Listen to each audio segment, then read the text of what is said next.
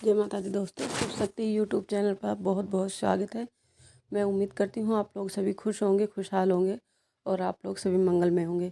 तो दोस्तों, सबसे पहले मैं आप लोगों को आज बता देती हूँ मैं आप लोगों को आज क्या बताने जा रही हूँ। आज मैं आप लोगों को बताने जा रही हूँ कि जब आप लोग भगत से भगत बनते हो तो आप में कौन से बदलाव या वो कौन सी ऐसी चीज़ें हैं जिनके जरिए आप जान सकते हो कि आप भगत से भगत बनने जा रहे हो।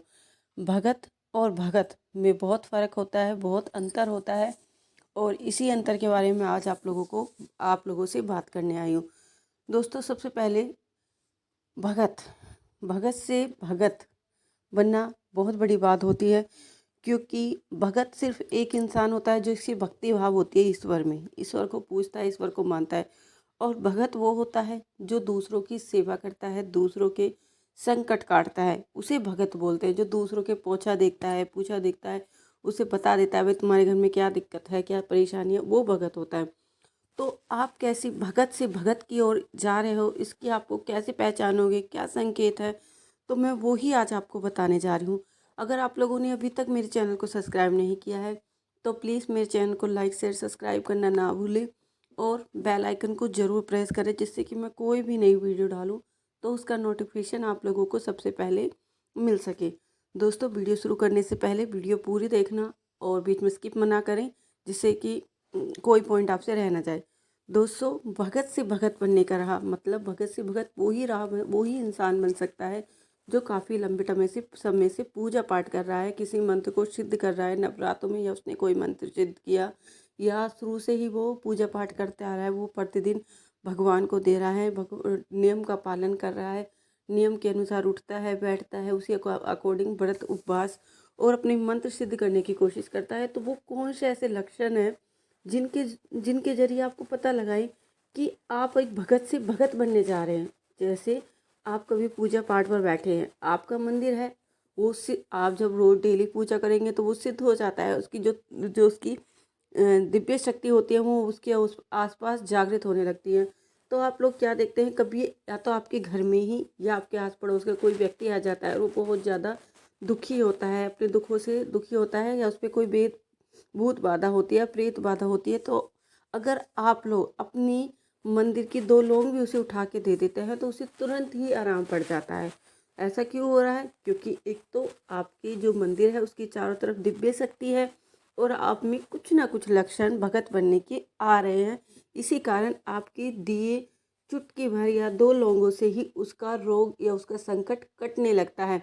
कई बार क्या होता है, हमारे घर में हम बहुत ज़्यादा परेशान हो जाते हैं, हम बहुत भक्तों के पास घूमते हैं और आप पूजा पाठ कर रहे होते हैं, मगर हमें ये नहीं पता हो कहता है कि हमारे हाथ से भी आराम पड़ेगा। और कई बार हम अपने हाथ से कुछ चीज़ या भभूत अपने मंदिर में से भभूत उठा के या थोड़ा सा जल जो मंदिर में रखा है अगर उसे ही पिला देते तो हमारे घर वालों को तुरंत आराम पड़ जाता है। तो इसका सीधा सा मतलब ये है कि आपके जो मंदिर है उसमें आपकी जो पूजा भक्ति थी वो जागृत हो रही है। और कैसे पहचानोगे? ऐसे जैसे कि कोई व्यक्ति है और वो आप लोग से बात कर रहा है, अचानक ही बात कर रहा है, जैसे आप लोग आपस में बात कर रहे हैं, अरे यार मैं तो इस चीज़ से बहुत दुखी हूँ, मेरे घर में ऐसा हो रहा है वैसा हो रहा है, और अचानक आपके मुख से निकल जाए तूने उस देवता की बोल रखी थी कि उसके यहाँ जाएगा, उसके यहाँ पे जाएगा, ये भोग लगाएगा, ये देगा वो देगा, तूने किया? वो कहेगा यार तुझे कैसे पता, मैंने तो तुझे बताया नहीं। तो ये सारे संकेत इस चीज़ के होते हैं, भगवान आपको स्वयं आपके मुख से बुलवा देते हैं कि सामने वाले व्यक्ति को क्या बाधा है। कई बार क्या होता है कि आपको पता भी नहीं होता है, कोई व्यक्ति आपसे बात कर रहा होता है कि देखो मेरे साथ तो ये हो रहा था, आपने कहा आपने तुम्हारे तो पितर ही नाराज है, तुम अपने पितरों की नहीं निकालते, अपने कुलदेवी के यहाँ कभी तुम अपने कुलदेवी के यहाँ गए हो? तो व्यक्ति बोलता है जी नहीं मैं तो नहीं गया। तो इससे भी आप इससे भी अंदाज़ा लगा सकते हो कि आप भगत से भगत बनने की दिशा की ओर जा रहे हो। और कैसे पता लगा सकते हो कि आप भगत से भगत बनने की दिशा की ओर जा रहे हो? हम बहुत सारे मंत्रों को सिद्ध करते हैं, सिद्ध करते वक्त हम कई बार माता रानी की माता रानी की हम आराधना करते हैं, पूजा करते हैं। कई बार माता की नवरात्रों में किसी सिद्धि को जागृत करते हैं, किसी मंत्र को, या कंटिन्यू वैसे 21 दिन 41 दिन हम किसी मंत्र को सिद्ध करते हैं।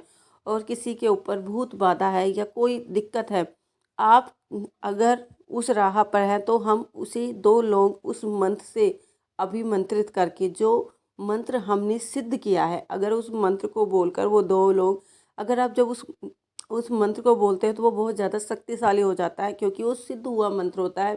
क्योंकि एक नॉर्मल और सिद्ध हुए मंत्र में बहुत ज़्यादा फ़र्क होता है। जब कोई चीज़ सिद्ध हो जाती है तो उसकी जो ताकत होती है वो 100 गुना बढ़ जाती है। जब आप उस मंत्र को, जो मंत्र आपने सिद्ध किया है और उस लोगों को ऐसे करके बोल कर देते हो, अभिमंत्रित करके देते हो और उस व्यक्ति को देते हो, जो उसकी इस बाधा होती है, जो उसमें भूत प्रेत की बाधा होती है, वो आपके सामने बकड़ जाती है, मतलब वो आपको बता देती है वो क्या दिक्कत है, कहाँ से आई है, क्यों आई है। तो ये सारी चीज़ें आपको पता चल जाती है। मगर अब आपको ये तो पता है कि उसको दिक्कत है, मगर आप उसका क्या करें उन दिक्कतों का, ये आपको आपके गुरु बताएंगे। अगर आपके अभी तक भी आपके गुरु नहीं हैं, मतलब जो भूत बाधा या कुछ भी दिक्कतें आती हैं, उनके बारे में आपके गुरुजी बताएंगे कि अब इन प्रेत बाधाओं को क्या करना है, इनको कहाँ दबाना है। कई बार तो उनको लट में ले लेते हैं, लट में लेकर उनको जला देते हैं, कई बार बोतल में भरते हैं। तो कई तरह से उन भूत प्रेत बाधाओं को ख़त्म किया जाता है। मगर उन भूत प्रेत बाधाओं को कैसे ख़त्म करना है वो अभी आपको नहीं पता, तो वो आपको आपके गुरु बताएंगे। अब रहा गुरु का, कई लोग ऐसे होते हैं जो सिर्फ भक्ति करते रहते हैं और भक्ति से वो भगत की मार्ग में चलने लगते हैं या चले जाते हैं। अब ये दिक्कत होती है कि गुरु कहाँ से लाएं। मगर आप लोगों को टेंशन लेने की या चिंता करने की कोई भी ज़रूरत नहीं है। अगर आप लोगों में भक्ति के गुण आ रहे हैं, आप भगत बनने की दिशा में जा रहे हो, तो जो आपकी शक्तियाँ हैं वो स्वयं ही आपको आपके गुरु तक ले जाती हैं। मतलब कि जो आपके अंदर शक्तियाँ हैं वो स्वयं आपको आपके गुरु तक ले जाती हैं। वो एक बहुत अच्छे व्यक्ति जो आपके गुरु बनने लायक हो, वहाँ तक किसी न किसी रूप में आपको उससे मिलवा देती हैं। और क्या संकेत है एक भगत बनने के लिए। जब भी आप एक भगत बनते हो तो आपके मन में क्या होता है, जब आप दूसरों की भूत प्रेत या कैसी भी बाधा देखते हो तो आपके मन में अचानक ही ये चलने लगता है, अब मैं इसका कैसे निवारण करूँ, इसके दुख को कैसे कम करूँ, कुछ तो हो मेरे हाथ में जिससे मैं इसके दुख को निवारण कर सकूँ। आपके मन में एक अजीब सी हलचल होने लगती है। दूसरों के दुख को देखकर आपको खुद ही लगने लगता है और खुद ही आप अपने मन ही मन में उसकी कोई ना कोई राह आप ढूंढने लगते हो कि किसी तरह तो इसकी भूत बाधा, ये इसकी प्रेत बाधा कम हो। और क्या होता है, जब आप एक भगत बनने की दिशा की ओर चलते हो, जब भी कोई भी व्यक्ति भगत बनने की दिशा की ओर चलता है, तो जो दिव्य शक्ति होती है जो उसके शरीर में, वो जागृत होने लगती है। मतलब जागृत होने लगती है, वो होने वाली बातों को पहले ही भाप जाते हैं कि अब क्या होने वाला है। और भापने के साथ साथ ही वो उसका उसका उपचार करने की ओर भी तैयार हो जाते हैं। वो उपचार भी सोचने लगते हैं कि इसके साथ अब क्या करना है, क्या नहीं करना है। तो ये सब बातें उसके अंदर अपने आप ही चलने लगती हैं। उसका भगवान की तरफ खिंचाव और ज़्यादा बढ़ता चला जाता है।